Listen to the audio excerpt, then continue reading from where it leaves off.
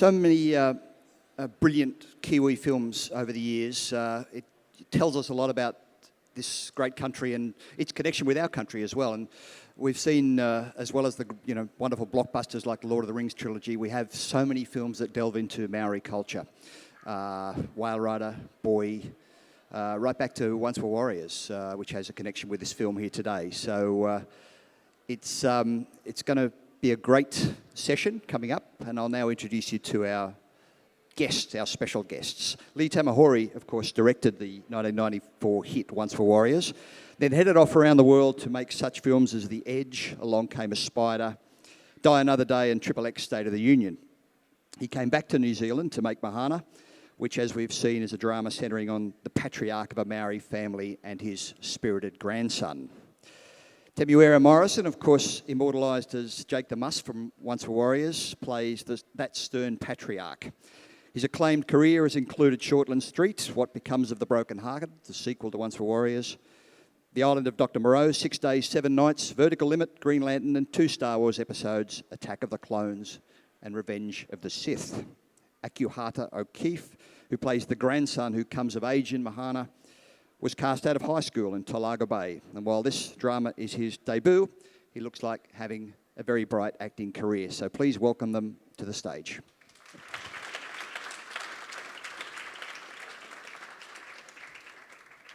Yes. Tim, you would like to start with a greeting.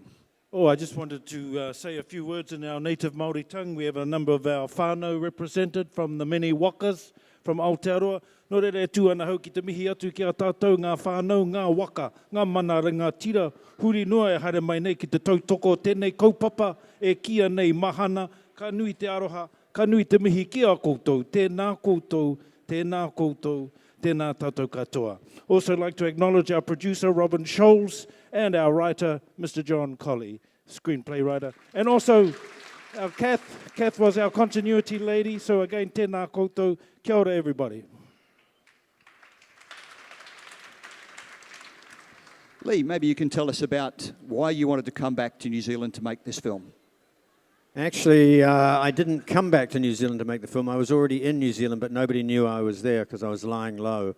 But I had wanted to make another film in New Zealand, but I hadn't found quite the right story yet. And Robin, who produced Once Were Warriors with me, she had, of course, bought the rights to this piece of work. It was called Bully Basher, which is a Turkish word, and we renamed it The Patriarch, and then it got renamed again, as films do.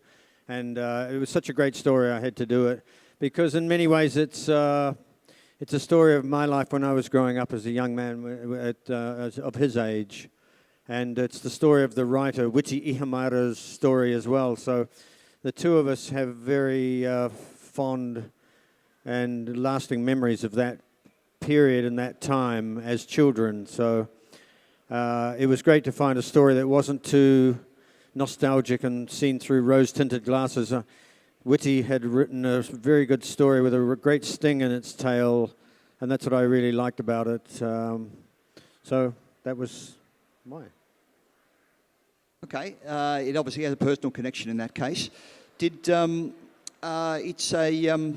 It's a story set in a particular period, which is a significant period in terms of Maori culture. Yeah, as I said in the theatre, if anybody was listening, it's Māori were a very rural people, and after the Second World War, there was a rapid move to industrialise and move to the cities, and Māori were encouraged to become part of that movement. In fact, they had no choice. There was no work on the land, and they were landless farmers in many ways. Their cultural ties to the land are very deep and long and meaningful because that's where they come from. But there was not an income to be made off that land, so they became, I guess, migration to the cities. And this film is reflective of a period just as the Great Migration was beginning, and my father was part of that, and my grandfather, all my relatives were very much a part of it, and I was a part of it in the growing up of it as well, and it changed the nature of the culture, not too subtly,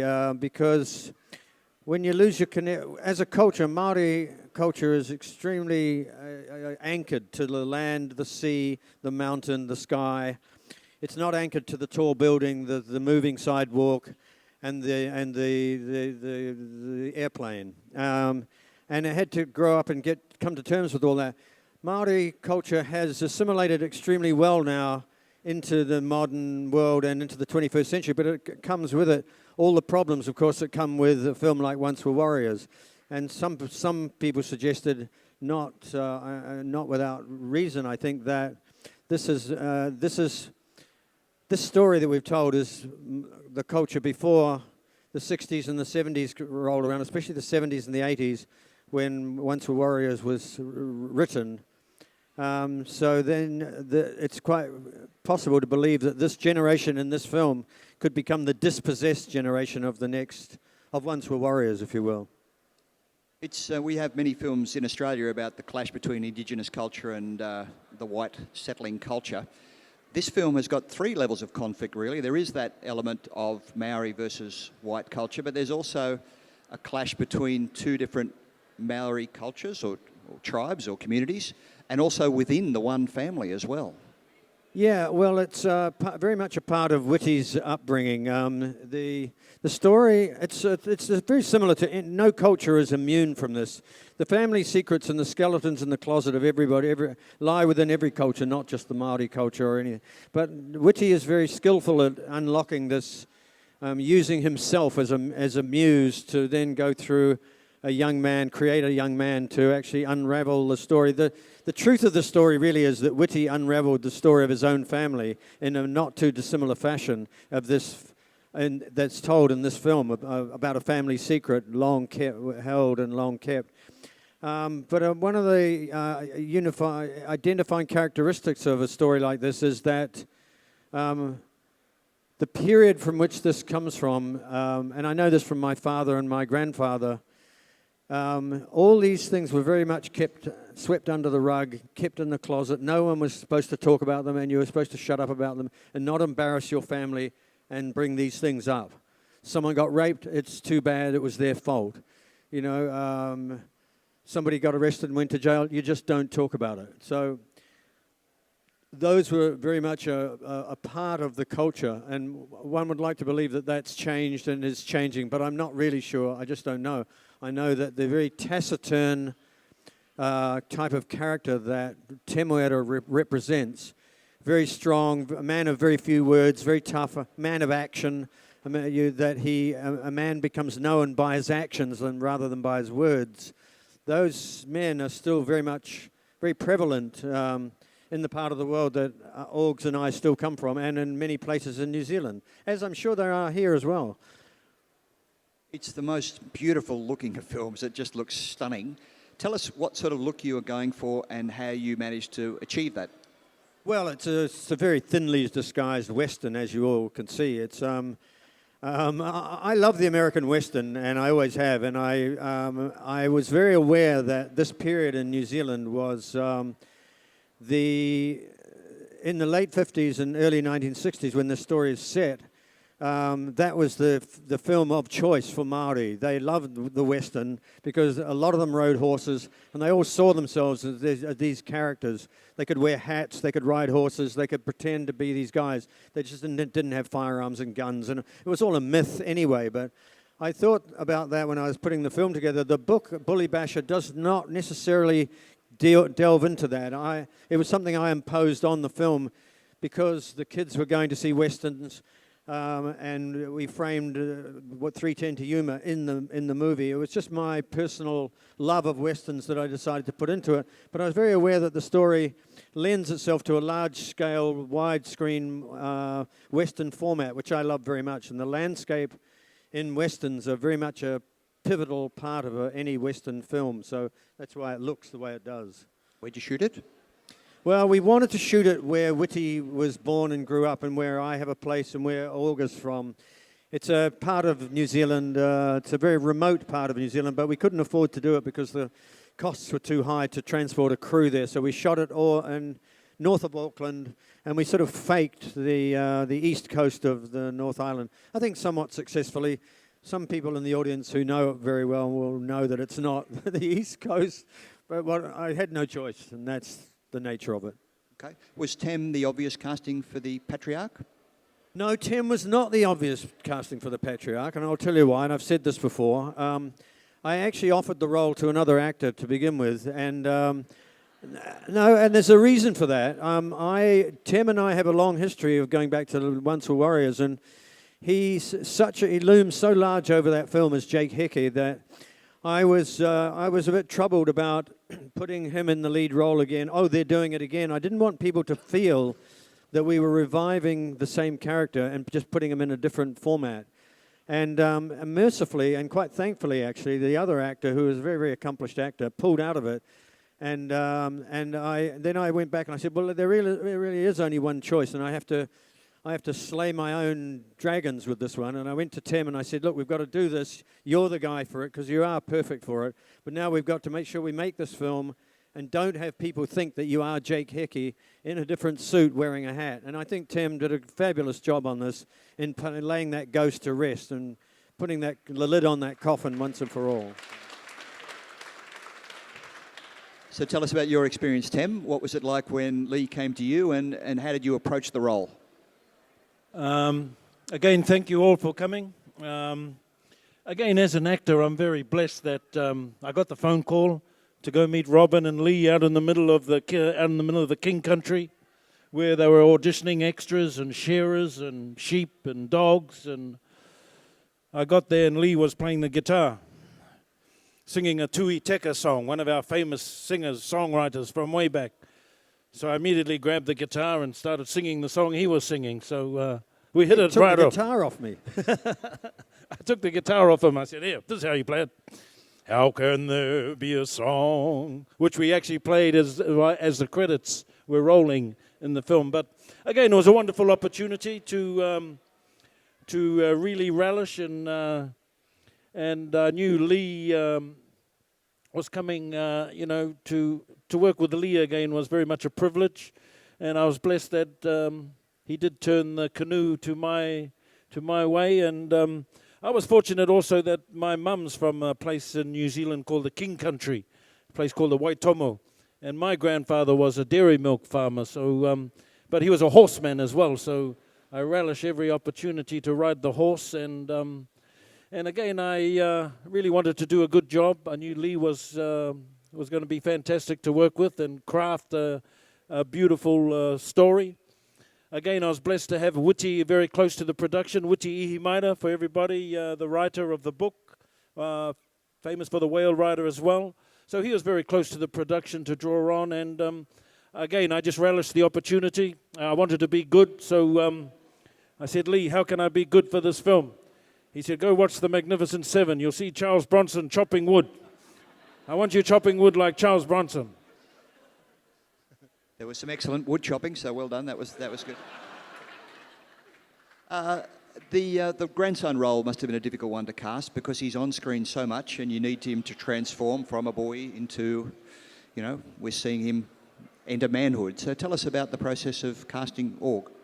Well, casting for Org's role is always fraught with difficulty because the actors of that age range don't really exist. They're not yet even come out of drama schools, so you have to go and pull them out of school or find them on the streets or wherever you can. And I've done that before on Once Were Warriors, so I was used to it and I was not worried about it. But the first thing that happened though, in the 20 years since I'd made Once Were Warriors, there's a lot more talent around now in New Zealand. When we put Once Were Warriors together, we had to pull people out of high schools everywhere, and they'd never seen a camera before in their lives. And these days, everyone's seen a camera, everyone's got a phone, no one's scared, frightened, intimidated by cameras anymore. In fact, you can't get them away from them fast enough.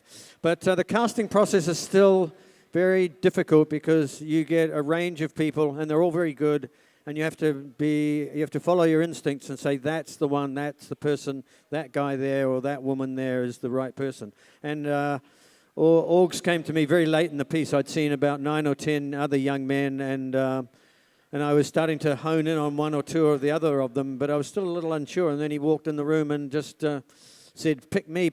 And, the rest is history. He's a natural. Don't tell him that, though. Okay. Ogs, tell us about your experience. Were you doing any acting at school? I before this film, I had never done any acting in my life whatsoever. I kind of just took Lee's word, did what he asked me to do.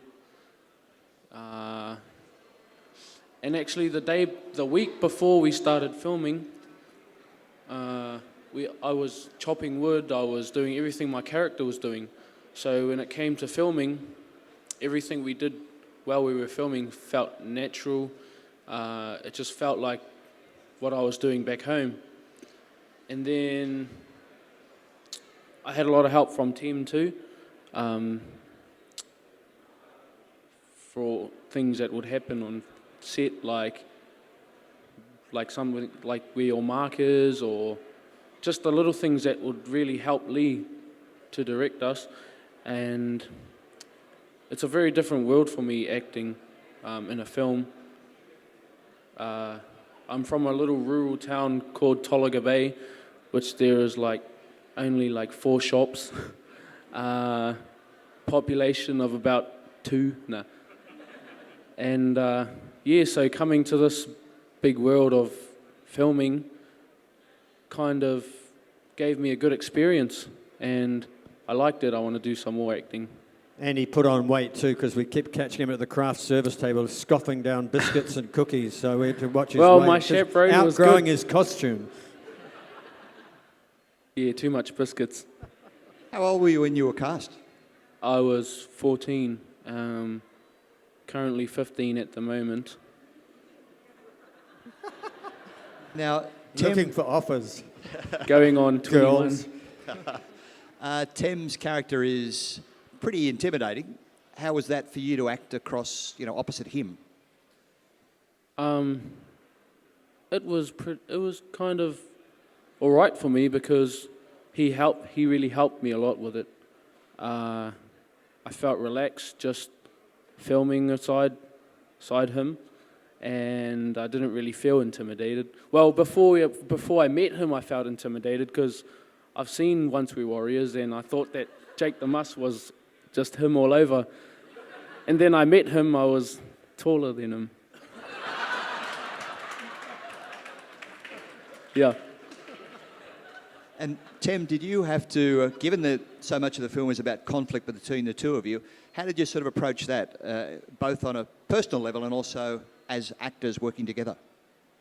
Well, there was plenty of material from the book to really dwell into and use your imagination and get stuck in. But I really started. I actually read a lot of the just in terms of getting that strength for the character. I started reading a lot about the Māori battalion, who we sent away in the World War II, because I imagined this grandfather character could have been quite easily one of those gentlemen that went away. The Anzacs that went away and fought in Tunisia and Crete and North Africa. So, and the Māori battalion were quite a formidable force at the end of the day, if you look at the research and in their thing. So very much that warrior energy again. And again, working with Orgs, he was very natural. And the one thing we both have in common is we both come from a kapa haka. We both do the haka in our cultural performances. Our families are very much involved in the groups, Augie himself. So it was something we could share and just conjure up that energy when we needed to sort of amp it up a little bit. And of course, when you got Lee directing you, he's no nonsense. So we sort of have to be on bring our number one game, our A game. Yes, you do. Otherwise, he'll, I don't know what he'll do. Kick He your looks asses. scary at us anyway. So. But we had a wonderful ensemble too, the whole casting. There was all the young kids. They just all seemed very, very natural. And I think that's what it's about too, just keeping everybody natural. And in this business, it's actually about keeping the acting and all that away and trying not to act, just keeping us all natural and going with the flow. But I was very impressed with the whole cast. They all brought their own beautiful energy and their own wairua, their spirit to the project. There was about 20 of us in our trailer, You had to step outside to turn around so the guitar would come out. We had a wonderful camaraderie, but when it came to work, we were under a pretty tight schedule, so everybody got really stuck in. And again, it was just a pleasure to bring the forces together. Again with Robin, who we worked with on Warriors, again with Lee, and again with John Colley's experience in turning the book into a wonderful screenplay. So with all that material, it's a good base.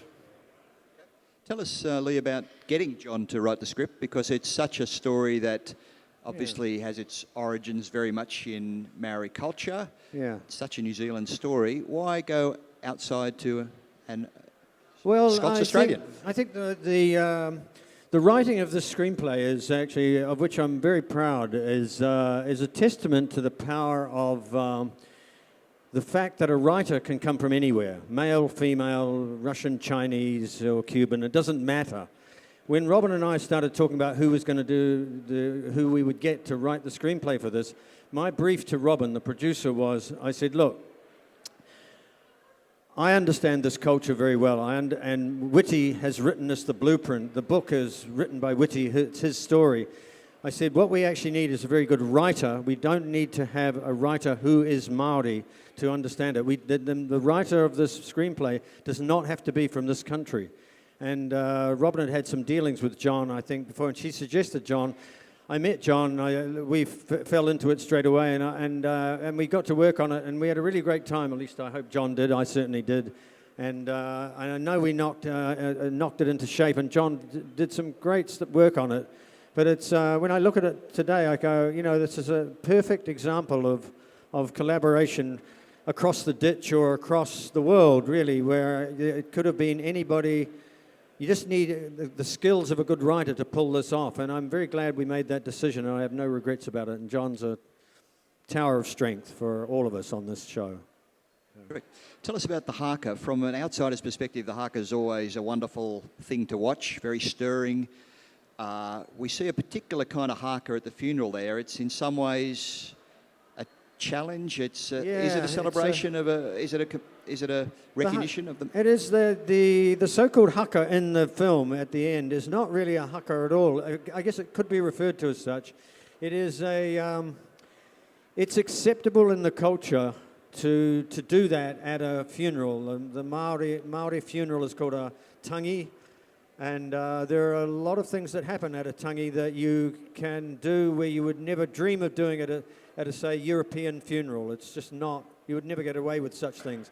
Basically, that was a flying wedge of outsiders that came in to heap insults upon the departed and in front of his family. And on a marae, the place where that funeral was held, it's not, violence is not allowed, and you're not allowed to settle old scores on this common ground.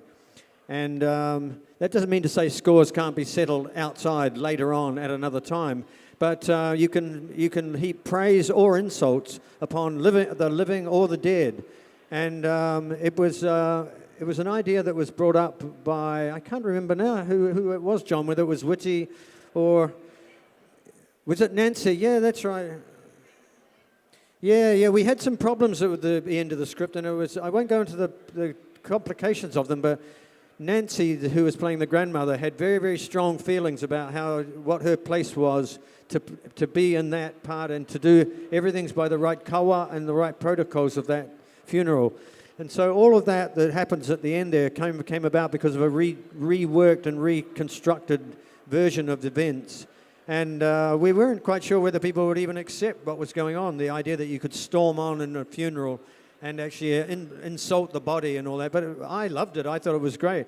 In fact, the more Māori you speak to, the more they say, oh, yeah, you can do that. That doesn't matter. You can do it. In fact, our history the recent history in the last 20 to 30 years is replete with a lot of body snatching at tangis. Every month I'd get up and go, there's another body snatching going on. And what that means is that someone would be laying claim to a deceased person who's lying in state on a marae, and up would come one of these, flying phalanxes of people. They'd come up and steal the body, put it in a vehicle and drive it back to their place to bury it on their land and cause no end of ructions. And so it's not an uncommon thing at all. You mentioned that the film was called The Patriarch at one stage. There are a lot of strong women in this family, in this clan. Yeah. How patriarchal is the sort of Maori culture? And I noticed that Witi has also got a story called The Matriarch. Well, in many ways, I renamed it The Patriarch. First of all, the book was called Bully Basha. It's a Turkish word, and I couldn't call it that because if you say it in English, it sounds like the word bully, and it sounds like the word basha, meaning violent, and I didn't want to have any connotations of violence in the title. So we renamed it The Patriarch because that's what he is. And then I'm not sure who to blame for all this. I blame myself, but I'm not sure I should have retitled the film Mahana, but it is what it is. But I was asked to reconsider whether it should be called The Patriarch because I was told that maybe that we might be alienating a large section of the audience, namely female, by calling a film with such a biblical, old-fashioned, and certainly a heavily freighted word as the patriarchal or patriarchy. I didn't really care about it. A film is a film and a book is a book, and it could be called whatever it is, but I was well aware that the large percentage of this audience was going to be women, and I couldn't say for certain that people were going to be turned off by saying, I'm not going to go and see a film called The Patriarch, or I would go and see it. So we retitled it.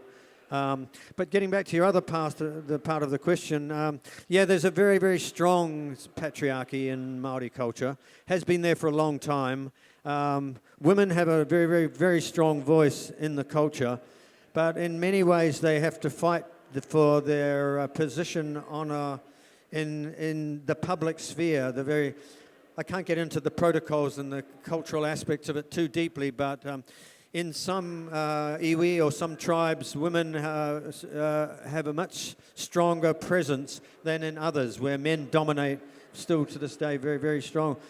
But a lot of the women in those other iwis where men dominate will be the first to say that the men only dominate because the women allow them to dominate, because they're really in charge. So it's a very loaded subject, but I think as time moves on, it's the 21st century. I think these things there's a lot of history attached to it, Temuera. There's a lot of history attached to all that. But I think those things are breaking down piece by piece as things just move on, as time moves on. That's all. One more question from me before we open it up to the audience there. Now that you two have worked together again, are you talking about another instalment of Jake, another Once Were Warriors instalment? No, we'll never do that. No, I never even wanted there to be a sequel to Once Were Warriors. Someone else made one, but I didn't feel there should have ever been. That was an open and closed story for me. So I'd never go back there. Tim, do you want to say anything about that? We're done with Once Were Warriors. Maybe another 20 years we'll make a... He can't move like he used to in Once Were Warriors. Yeah, he can't. His left hook and his jab it's all over, Maybe one day I can play a nice guy. That'll be nice. Okay, we've got some microphones there, so put your hand up if you've got a question. And actually, Temuera is much more famous for being Boba Fett in Star Wars than he is for being Jake the Mouse. I'd like to congratulate you on your spoken word. My wife is a Kiwi, been here for a long time and speaks perfect English. I'm curious, what ever happened to the Kiwi accent that we get so much of today? What was the question? Whatever happened to the Kiwi accent, which seems to have permeated your society? And we can still lapse back into it when we need to. We just try and sort of... I can't even hear my own accent. People say to me in New Zealand, where are you from? Because they think I'm from overseas now. I've kind of lost my broad New Zealand accent because I've spent a lot of time working in the United States and in Europe and all over the place. But if I spend enough time in a small, rural New Zealand community where the accent is very broad, I'll slip back into it very easily. Tim, could you maybe just talk a little bit about transitioning from working in Hollywood back to working in the New Zealand film industry, how you found that? Well, it doesn't really matter. I'm just blessed that of course, Once Were Warriors opened a lot of doors for for myself, and it was a matter of me making the most of that opportunity. To get into Hollywood, you actually either have to, it's quite a difficult process. You either get noticed in a film, or you're especially talented, or someone sees you in a nice small movie, like in my case, Once We're Warriors was handed around the Hollywood fraternity quite a lot. Not so much in terms of the big screen being shown up there, but within the industry itself. It was, and then my first Hollywood movie was a movie called Barbed Wire with Pamela Anderson. And I remember when I first got my very first day, I had to go down to a place called San Pedro and have a kissing scene with Pamela down on the cliff face. And I couldn't believe the amount of trucks, just all these ginormous trucks. It took up miles and miles, whereas New Zealand would sort of just have the wardrobe truck and the camera little truck. And the size and the scale of the Hollywood movies. Of course, the craft service is a lot more expensive as well. You can get iced coffee and cappuccinos and chocolate biscuits, whereas the New Zealand budgets, we sort of just get the super wine, the biscuits without the chocolate on. But at the end of the day, you sort of there's a camera, there's lights, some crazy director going, action! So, it's very... And of course, when you work on Star Wars, just the enormity of the sets and the size and the scale of it all. But I really enjoy working back home. My best work comes from our own stories, from our own earth, our own land. So, and this is very typical of that. I felt that with this film, Mahana, I was able to do probably my best work. I've matured into the acting game now, and I finally realized it's not about the acting, it's about trying to hide and being natural and things like that. So I've just been blessed that I have been able to work in Hollywood and also relish the opportunity to come home and work on our stories that just make our chest pump up a little bit more. And again, the ensemble of the film, working with Lee again, who I knew was going to craft a very special one once again. And since it was 20 years since Once We're Warriors, so I just made the most of the opportunity. But Hollywood's not ringing me anymore. There's some other guy in my costume in Star Wars. I don't know what's going on there. You've worked with so many great actors and actresses, the legends of our time. So what was it like working with Pamela Anderson? Actually, just after Pamela Anderson, I got to work in Australia with Marlon Brando on the island of Dr. Moreau, so that was fun. But yes, it was very difficult looking at her eyes.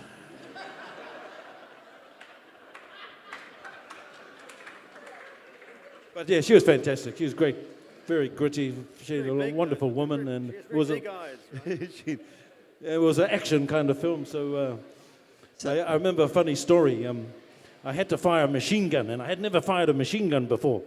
And the guys asked me, "You want this one or the Uzi or this?" I said, "Ooh, give me the Uzi. That sounds cool, the Uzi." And then I had to hide behind one of the trucks and on action come around and spray the bad guys with this Uzi machine gun. So action, I'm coming around. The machine gun's going all over the place. And then I hear, cut. Tim, we need you to come and have a look at the monitor. You're doing something funny with your lips. So he rewind it for Tim. Give him a look at himself. So I realized I'm going like this. I realized I was making the sound effects. And I said, "Oh, sorry, director. Look, I was getting a bit carried away. I was going making the sound effects." He said, "Okay, let's do it again. Don't worry about the sound effects. We'll put them in later." Well, you better tell us about Marlon Brando. What was it like working with him?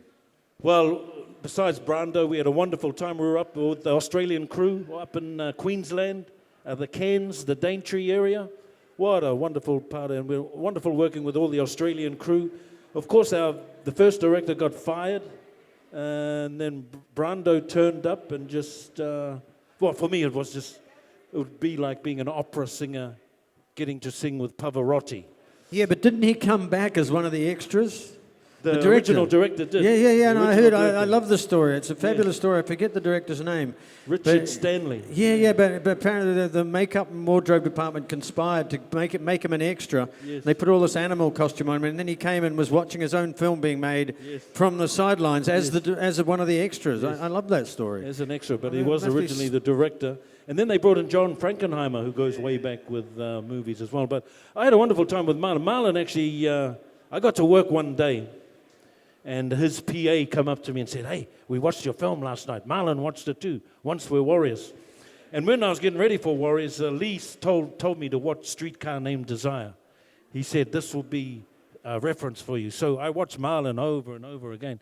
So eventually I got invited back to Marlon's bus, and he just sort of said, "Oh, sit down, sit down. I just want to tell you, I saw your movie last night. Fabulous job, fabulous. I thought I was watching a documentary." And just for me, just hearing that praise from Marlon, and it was just a moment for me, because I had watched Streetcar so many times. I said, "Oh, gee, Marlon, you don't know how touching that is." And of course, I got invited back to his home in Los Angeles. And then he blew me down. It started raining. And then he started going, "Oh, kei te heke te ua." And I'm going, "Craig, I'm sure he's talking Māori to me." He was talking, but obviously I realized he had learned the Tahitian, which is very much part of the similar language and everything. So I had a wonderful time with Marlon, wonderful time with the crew. All right, any other questions? Thank you very much for the movie. I had tears coming down my face. In New Zealand, has things progressed where Once Were Warriors was very brutal, whereas I felt that the film Mahana was very sentimental? I found myself as a New Zealander, I was brought up there, just getting involved in the story, and I had tears. Has New Zealand politics actually changed? Sadly, no. The rates of incarceration and criminal activity and death of children under 5 is still as bad as it ever was.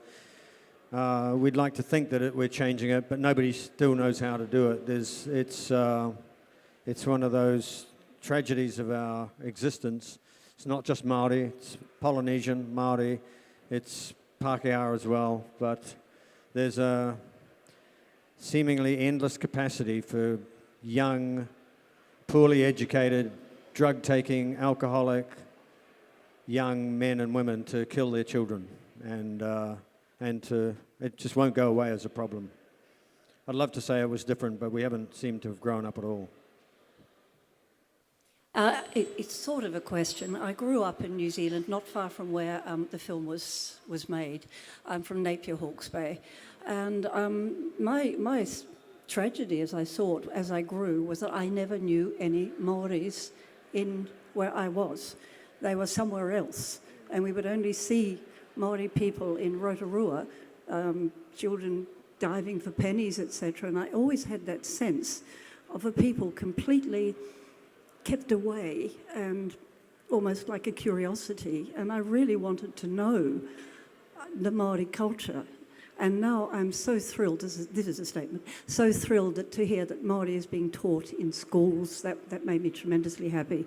But the question I wanted to ask was, can anyone pinpoint the moment when the Māori became separated from their rural life and were literally forced into the cities, where I saw people coming out early in the morning from the night shift at the hospitals, and I felt so ashamed. And I thought, was there a moment there when the pride came back? Was it with the ratification of the Treaty of Waitangi? Because that was shameful, that it was not ratified until Langi.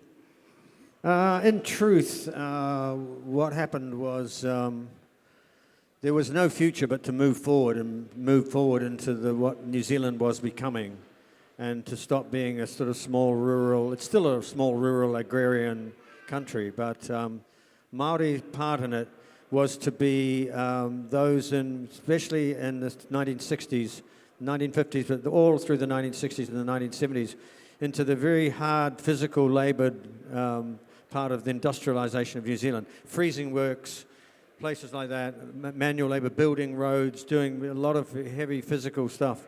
But they were not penetrating in any decent numbers into the academic spheres, and that didn't come around until the late 1960s and early 70s. The biggest change, and this is anecdotal on my part, but I was there to observe it really, the biggest change that happened, certainly in my observation, is that The black consciousness movement that came out of America in the 1960s after the civil rights movement had a profound effect on Māori, a massive effect. And once the black consciousness took over in the late 1960s, along with emerging feminism and other great movements that came out of the United States, Māori took it up, and especially young Māori at university took it up. There were lots and lots of them around my age at that time, and they became very vocal, very active, and many of them realized at the time that the only way to protect the culture was to protect the language.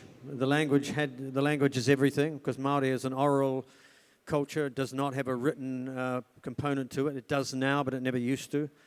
And many of them worked tirelessly to instill that back in. So the 1970s was full of a resurrection, if you will, coming in off the back of the black consciousness movements of the United States and other parts of the world. And it sort of picked up pace in the 80s and 90s.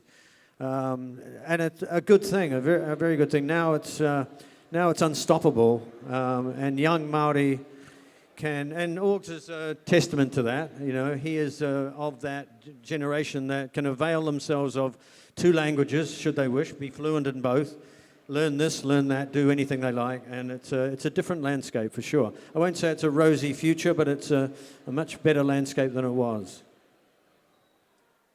Hi, my question's for Ox. Although you come from very different time in history with your character, tell us about how you were able to connect with or relate to Simeone, and what was it like for you to look back and watch yourself up on the big screen? Before we started filming, I went up to my grandfather, and because he would have been Simeon's age at that time, and so at our farmhouse, we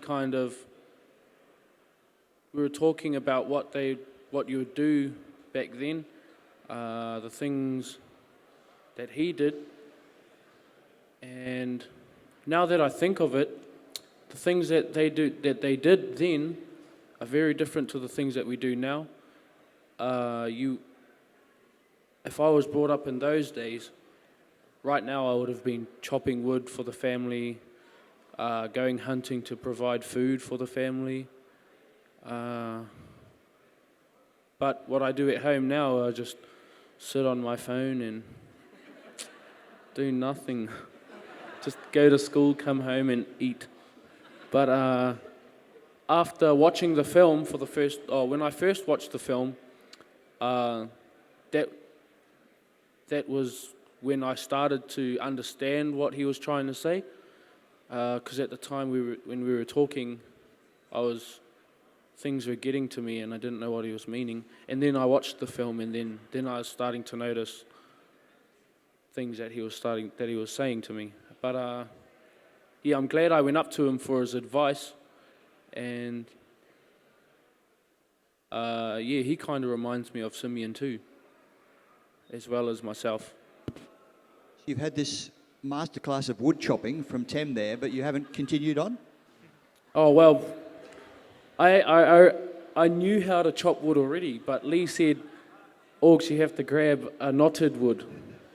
And I was questioning that because I knew that the axe wouldn't cut through, but they had to make my character look like he didn't know what he was doing. And but for me, I would have thought that back in those days, my character would have already known how to chop wood, being brought up chopping wood. But yeah. You're right, actually. There'd be an app for it now. I blame John Colley for that one. John, we let that one slip past us. Okay, other questions?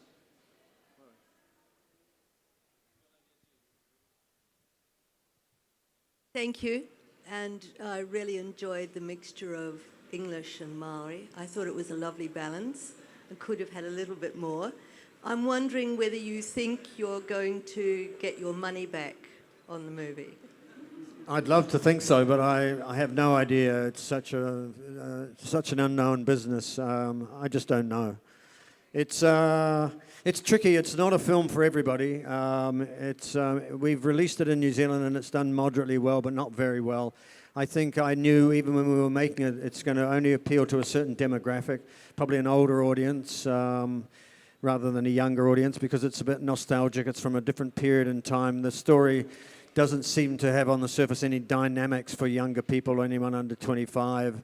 It tends to lend itself to an older age group, and I'm not sure how that's going to, maybe it'll appeal to, I just don't know. As it travels the world, it'll probably do well at film festivals, but maybe that's it. I'd hope so. I'm invested in it. I want to get some money back. Such is life, though, with film. Who cares? Just, you've got to get them made. Is it getting a cinema release in Australia, do you know? It's getting released in Australia next week. Who knows? Very soon. This is its premiere, and then it gets released sometime soon, I guess. I just want to say I love the strength of the women in it, but it was the relationship of the grandson with his grandmother that I think brought a strength and a gentleness and perhaps a healing to the film. So I just want to say thank you to you for that. Oh, that's a very good comment. I had an interesting comment from a friend of mine who saw it, and he said, "I saw your film." And I said, "What do you think of it?" He said, "It was marvelous." He said, "It's really good." He said, "It's very rare to see a film that has the act of forgiveness at the center of it." And he said, "That's a very uplifting feeling, and you don't see that in many films." And I'd never thought about that. It was quite a very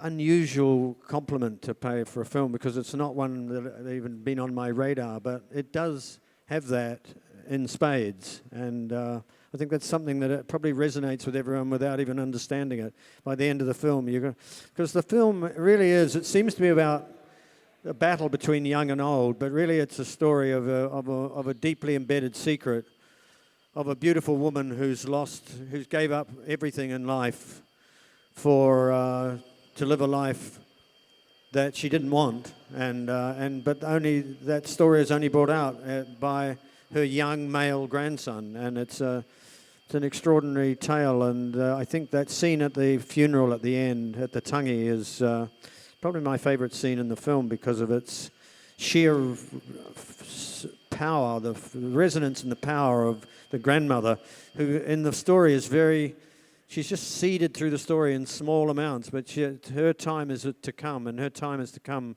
is at the end of the film, when the story is all about her. I have a question.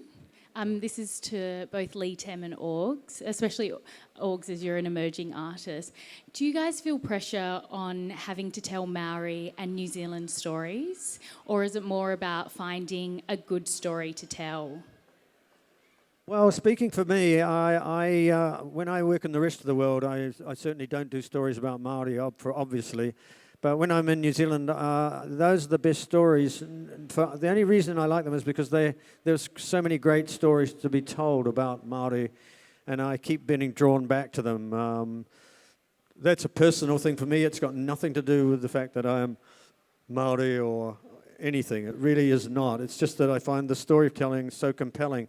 The European side of our culture is very young, younger than yours in Australia even. It's really a 150-year-old European history, and it's a cobbled together, borrowed British United Kingdom history anyway. And sort of in many ways, I've grown up in two cultures myself. My mother's Pākehā European and my father is Māori, and I've been right at the forefront of both those cultures. I understand them both very well, and I can see the dilemma and the dichotomy involved in European New Zealanders. We still really don't know who we are. We sort of think we do, but we're not quite sure, because the dominant culture really has always been Māori. They were there, and they were there in big numbers, and they dominate the landscape. And for me, I think that's where the storytelling is really at its strongest in the 19th century for me, and back in history. Once Were Warriors is probably the only not the only modern story I'll tell, but I'm more intrigued with stories from the past about Māori than I am with the present ones. But that's up for other filmmakers to do that. I don't know what others might think about that. I think there are a lot of other stories. I think there are a lot of stories in New Zealand to be told, just like what Lee said, a lot from the past. But I think this was a good story to tell, and it did pretty well. It's just great to bring out another story. We've had Warriors, The Whale Rider, Dark Horse. So again, I must congratulate Robin, and she has certainly had her battles in terms of keeping all the financiers happy and getting all the collaborators together. So you never gave up, Robin. So again, we put one out there, and we're very proud. And again, thank you all very much for coming today, and especially to the talk. And hopefully, by the look of the auditorium today, it was a very full house for us, a very warm house. And they laughed in places I didn't think they were that funny. But I'm going, gee, I didn't realize they were so funny. What do you mean she's in love? Supposed to be. She's 60 years old. But with the reaction we've had today, maybe we can build impetus and get a bit of a roll-ons and spread the word. But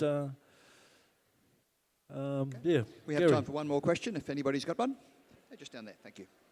This is a little bit of Aussie levity here. Did anybody close the gate?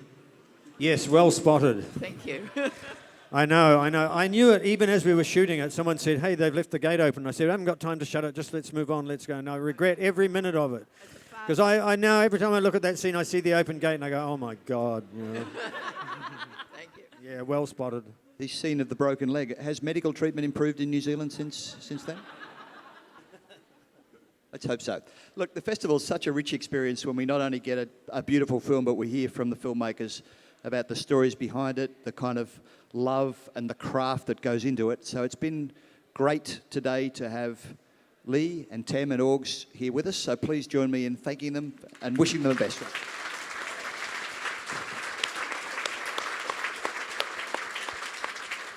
we should get Orgs to play his Māori flute here, just to finish off. Would you like to play something, Orgs?